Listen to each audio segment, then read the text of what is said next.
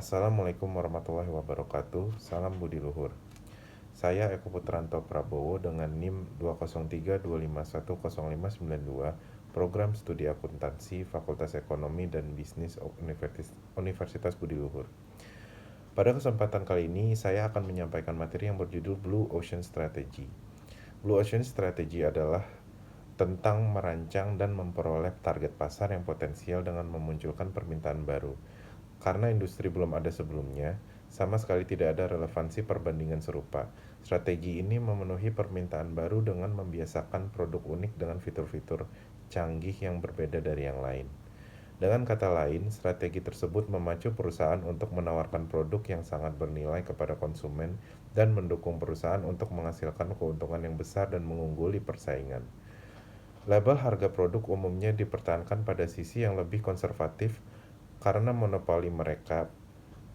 Pendekatan Blue Ocean menghindari ideologi untuk mengungguli persaingan dan menegaskan untuk menciptakan kembali batas-batas pasar dan beroperasi dalam ruang yang baru lahir.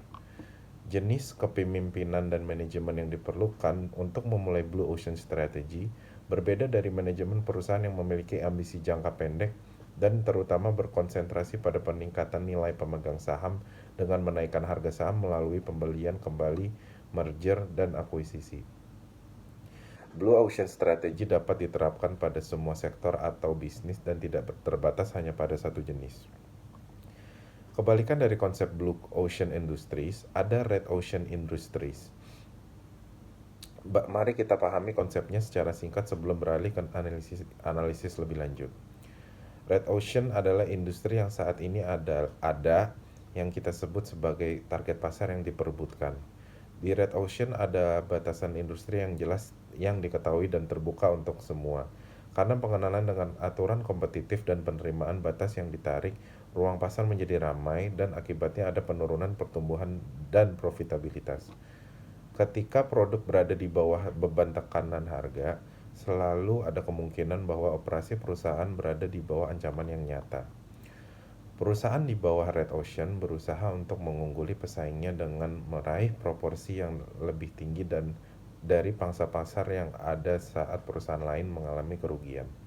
Untuk menjaga diri mereka tetap bertahan di pasar, para pendukung strategi Laut Merah berkonsentrasi pada menciptakan keunggulan kompetitif dengan memeriksa cetak biru rekan atau pesaing mereka.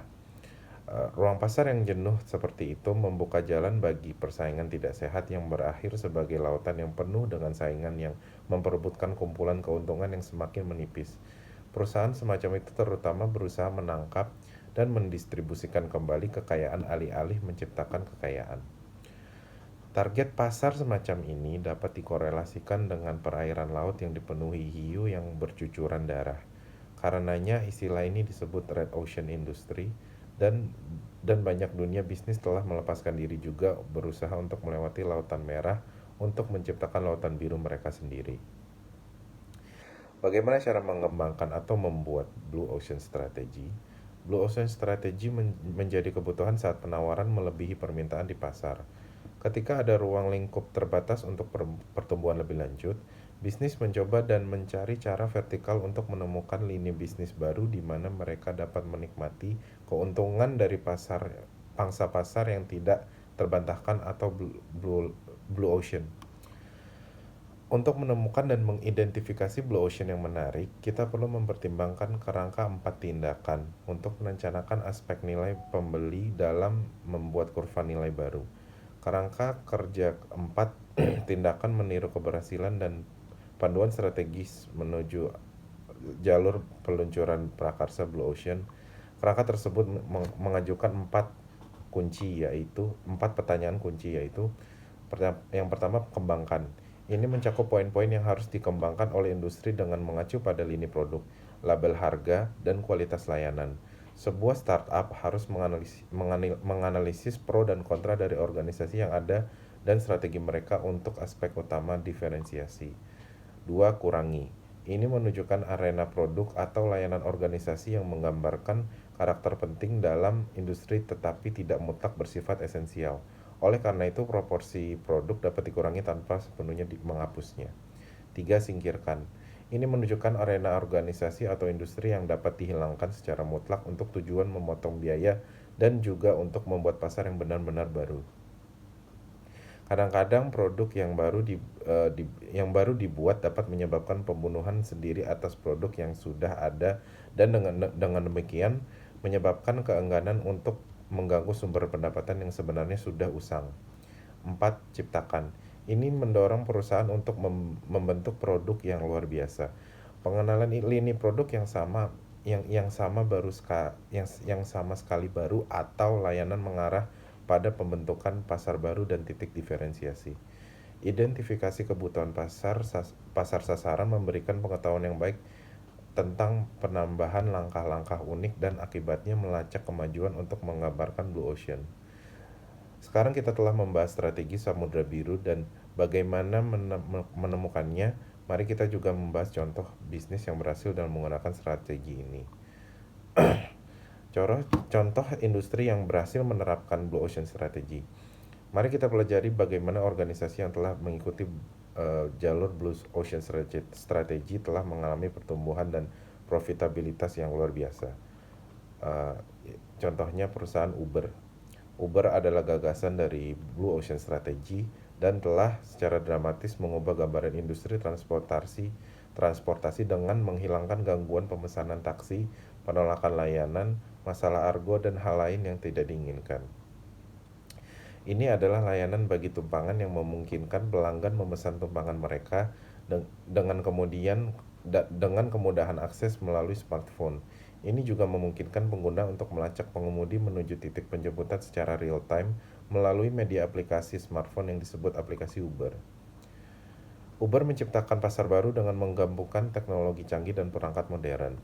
Mereka mencoba membedakan dirinya dari perusahaan taksi biasa dan pada gilirannya mengembangkan model bisnis berbiaya rendah yang menawarkan pembayaran fleksibel, strategi penetapan harga dan menghasilkan pendapatan yang baik bagi pengemudi dan perusahaan. Pada tahap awal, Uber berhasil merebut ruang pasar yang belum terisi, tetapi akhirnya dibanjiri oleh para pesaing. Terlepas dari itu, ia terus menguasai pasar dan dengan cepat berkembang ke seluruh dunia. Pada 2019, Uber memiliki sekitar 110 juta pengendara di seluruh dunia dan memegang 48% pangsa pasar di seluruh dunia. Kelebihan dan kekurangan dari Blue Ocean Strategy. Berikut adalah beberapa keuntungan menggunakan Blue Ocean Strategy. Blue Ocean Strategy bekerja sama dengan organisasi untuk menemukan pasar yang tidak tersaingi dan menghindari pasar yang kompetitif dan jenuh. Ini membantu untuk berpindah dari hambatan persaingan dalam industri dan struktur biaya yang ada dan secara bertahap bermigrasi ke arah peningkatan nilai yang konstruktif. Singkatnya, ini menunjukkan bagaimana melepaskan diri dari model strategis tradisional dan untuk memperluas profitabilitas dan permintaan industri dengan menggunakan analisis. Inovasi nilai adalah tulang punggung Blue Ocean Strategy. Inovasi nilai adalah aliansi inovasi dengan harga, utilitas, dan posisi biaya. Ini pada akhirnya menciptakan nilai atau permintaan baru bagi konsumen dan dengan demikian memperluas peluang potensi pertumbuhan. Blue Ocean Strategy memungkinkan transformasi mendasar dalam pola pikir. Ini mengembangkan cakrawala mental dan membantu dalam mengenali peluang. Blue Ocean Strategy didasarkan pada data yang terbukti berkali-kali daripada teori yang tidak terbukti. Ini didasarkan pada pendekatan praktis yang telah membuktikan hasil selama eksekusi pasar langsung. Produk dengan konsep Blue Ocean Strategy tidak membuat konsumen memilih antara nilai dan keterjangkauan. Ini adalah tujuan diferensiasi dan teorema biaya rendah secara simultan. Kekurangan Blue Ocean Strategy. Yang pertama, cukup sulit untuk menemukan ide-ide futuristik dan mengidentifikasi pasar kolosal dan yang belum tersentuh. Mendominasi Blue Ocean Strategy yang terartikulasi adalah hasil dari proses penelitian yang diperhitungkan dan terperinci yang didukung oleh analisis ekstensif. Harus diingat bahwa tidak ada rumus ajaib atau peluru perak yang berarti bisnis Anda akan berhasil nantinya. Menjelajah ke pasar pada fase awal disertai dengan beban risiko. Ada kemungkinan besar bahwa pelanggan mungkin tidak memahami produk dan layanan akar rumput karena tidak adanya teknologi yang dikembangkan sepenuhnya.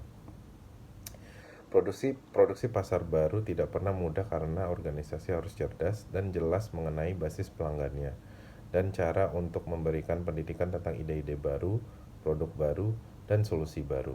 Ini juga membutuhkan kejelasan tentang trade-off, hambatan, dan tenaga kerja.